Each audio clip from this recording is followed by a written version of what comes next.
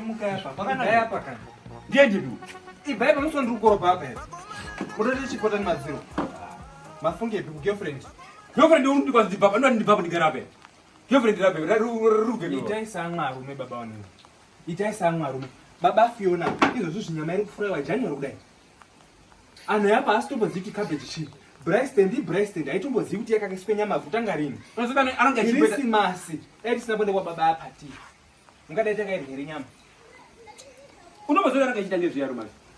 Ndozvo ndoti itaisa ngarume. Zvaari kuita ngaito. Itaiwo zvinota ngarume. Oh. Dishi charo rakatiswa full package. Zvese wifi full package. Mukanda kapi muongozi. Ndazvizwa. Shumbo yepa. Akana shungu ndiro ndozvojera. Ndinoguro ere. Rakwira. Kana jera Rashika chaira. Ndozvoine. Rashika. Dai anga ari Mereji uya. Ndati kana kuya uya ndakabata ma message. Ungadai urumbo mudaro. Ndati ndazvizwa. Rowa. Ndazvizwa shumbo yepa. Rowa. Shumbo yepa. Ndati rowa. Ndinoguro ere. Rowa. Rowa. Unongojera zvinhu ndikanonishandisa. Zvinhu zvine wakajara nofuna ndokwa zvinhu pabusiness. Zvinhu ndiye. Baba ndichadeka. Baba nini? Baba nini kana?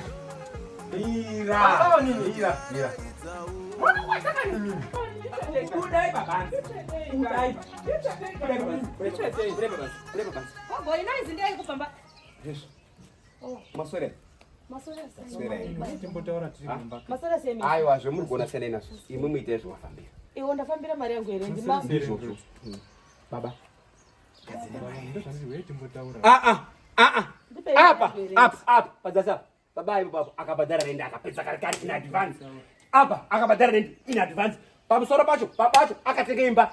Stand iyo nepamberi. Andipe mari yangu ere. Ndiside renyu. Maundipusisa ere. Ndimbomira intenga ndataura na baba. Gadzira ire. Stani. Azvizi kunaka bantu mogari mumba mwana musabhadhara rent. Zvimboitika panapa. Alo makati kanzura svike. Makasimba. Ikanzuru. Ikanzuru ndatoziya. Makomana akavhara last month.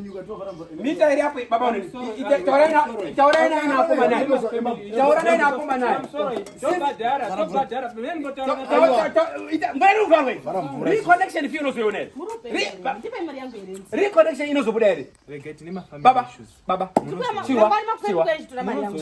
Mira mpe mari yenyu. Anomupa baba. Ite Baba nini ndandru. tauraina nekanzuru. Ndikona kuti zviri nyore. Uye titaure timbotaura.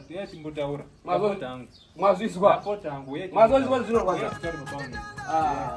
Yes, titaure. Ndinoda kunene Reto tinoya. Ora. Yokonyerwa mahonyeri mumonbe.